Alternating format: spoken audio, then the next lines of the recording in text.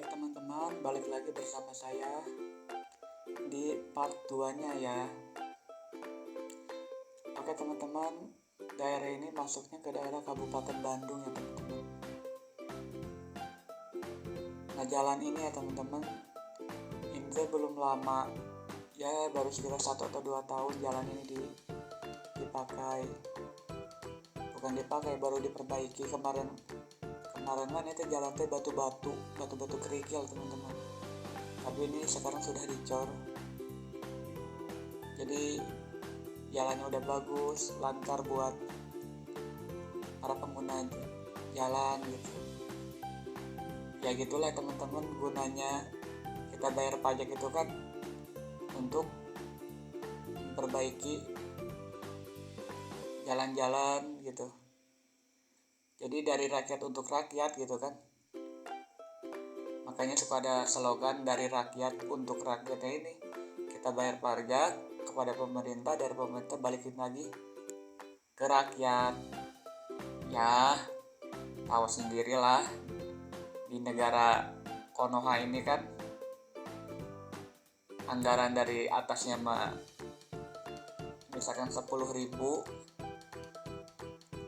nyampe ke rakyatnya paling 4.000. Ada potongan ini itu gitu kan, ada dana-dana setan gitulah intinya mah, potongan-potongan setan gitu kan. Cuman ini jalannya rada sempit ya teman-teman, jadi kalau di jalur saya ada pengendara mobil, di depannya ada pengendara mobil, jadi harus salah satunya harus mengalah. Ya namanya juga kan daerah jalan-jalan kabupaten di perkampungan ya, kan bisa dibilang daerah perkampungan ya. Ini belakang saya ada masjid ya teman-teman. Nah, kita lurus, nah di depan saya ada pertigaan ya. Kalau ke kanan itu ke daerah masuknya balik lagi ke Katapang. Nah kita yang lurus ke jalan jembatan BBS. Jalan jembatan BBS. Kita menyeberangi jalan, nah itu ada yang ke kanan ya teman-teman, ada yang ke kanan. Nanti di depan sana ada yang ke kanan lagi. Nah di jalur yang kanan yang saya bilang tadi ya teman-teman, itu kalau kita lewat situ tengah malam jangan berani-berani, sebab nih yang jalan lurus yang saya bilang tadi itu lurus bisa kan, cuma kita jangan ke kiri. Nah itu suka ada begal ya teman-teman, soalnya suka rawan begal. Dulu sempat ada kejadian 1 minggu, kejadian 2 kali kalau nggak salah ya, yang mayatnya dibuang ke sungai itu, kendaraannya diambil, orangnya dibunuh gitu ya teman-teman. Nah pokoknya memang daerah sini rawan begal ya teman-teman. Daerah kabupaten daerah Rancamanyar, Bale Endah gitu kan, itu memang suka udah ketelah lah gitu kan sama orang-orang Bandung mah, daerah macet, daerah rawan begal, daerah banjir gitu. Mungkin teman-teman pernah ngedenger ya di berita-berita di TV One atau di berita media-media lain gitu kan, yang meliput daerah Bale Endah banjir. Nah ini daerah sini yang saya bikin video ini gitu ya teman-teman.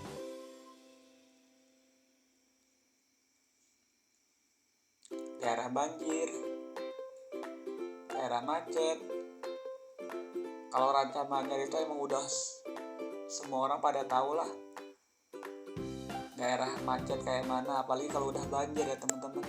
Itu kalau udah banjir macetnya, misalnya kita berangkat kerja jam 6 pagi, itu macetnya itu bisa 2 atau 3 jam ya, itu tuh pakai motor.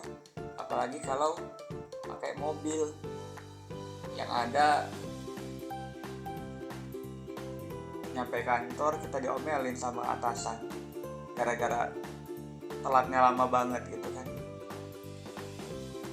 Nah di daerah Kabupaten Bandung ini rata-rata ya teman-teman, itu orang-orangnya asli orang Bandung. Jadi para orang tua dulu gitu kan, kebanyakan tanah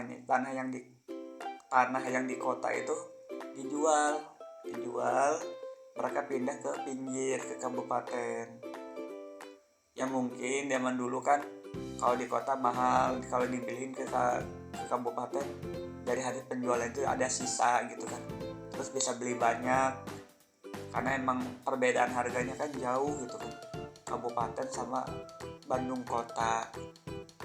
Dan emang di daerah kabupaten ini harga rumah, harga tempat tinggal atau juga harga kos-kosan atau kontrakan itu murah, rada murah gitu ya, beda sama di kota-kota. Kalau di kota udah nggak ada kontrakan yang harga 300.000, udah nggak ada kos-kosan yang harga 300.000, mungkin harganya udah 800 ke atas gitu kan.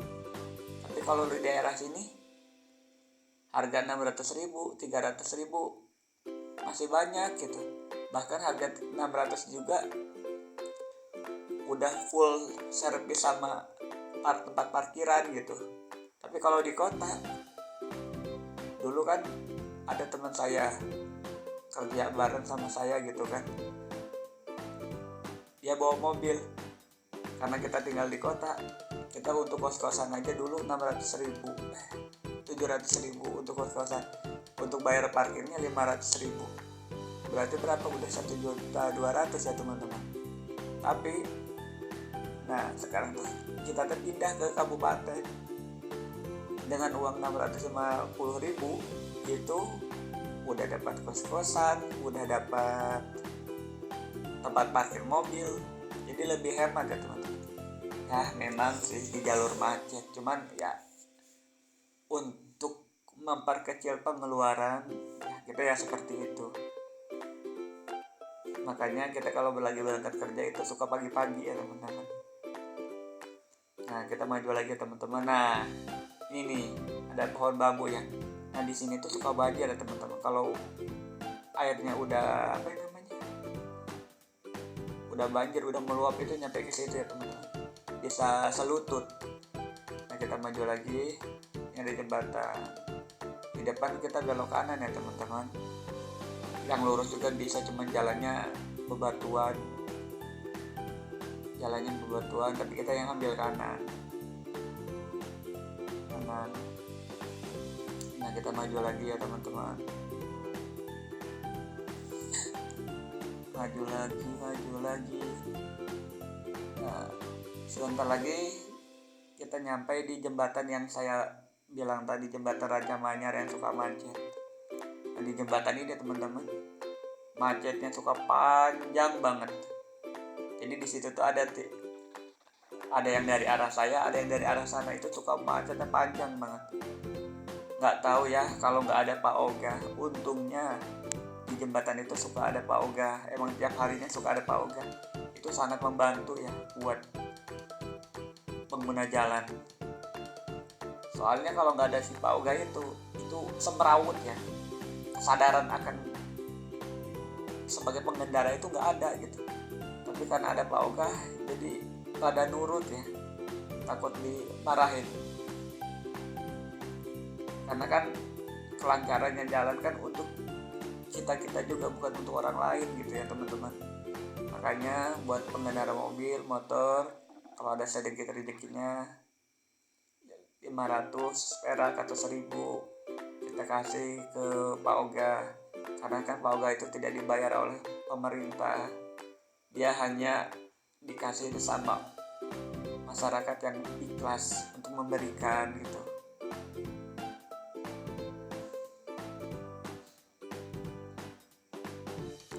Ridho buat Anda, berkah buat kami gitu kan ya teman-teman. Nah teman-teman, di daerah Raja Manyar ini suka banyak polisi tidur ya. Kenapa? Karena pengendara motor ini sekarang suka kebut-kebutan. Ada polisi tidur aja suka ngebut, apalagi ada gitu ya teman-teman. Ya demi keselamatan bersama, jadi dipasangkan polisi tidur banyak gitu. Ini ada mobil box yang parkir rusak kayaknya. Kita maju lagi. Nah ini nih jembatan yang saya maksud. Ini suka macet ya. Ini namanya jembatan Raja Manyar. Ini kita yang lurus ya teman-teman. Kalau ke kiri itu ke arah Cibaduyut, Sukamenak. Nah kita yang lurus ya teman-teman.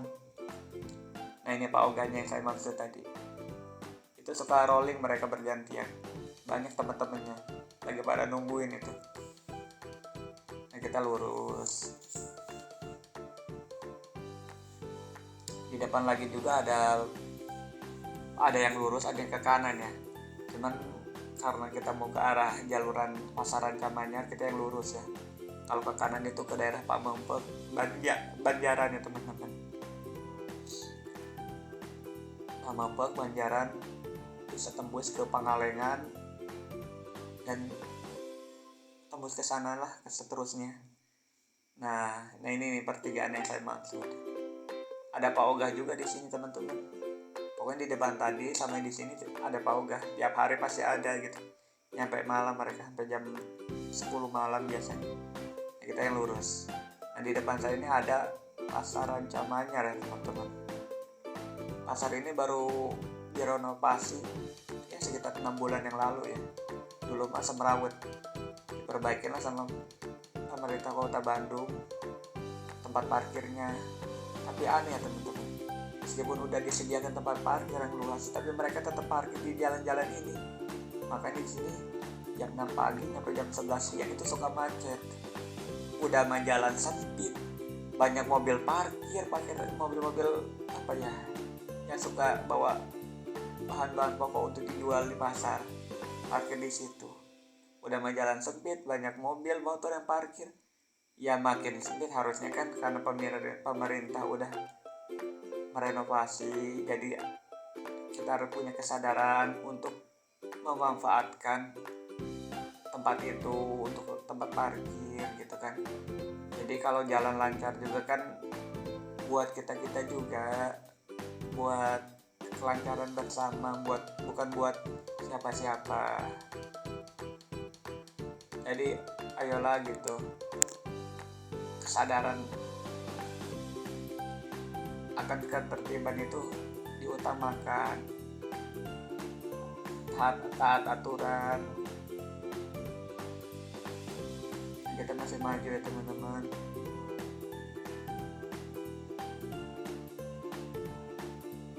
Ini ada mobil angkot parkir. Ini mobil angkot yang ini emang di jalur ini teman-teman. Mereka memang beroperasinya jalur daerah sini. Ini di depan saya ada bengkel ya teman-teman, bengkel motor. Biasanya ini buka tapi tumben ini tutup ya teman-teman.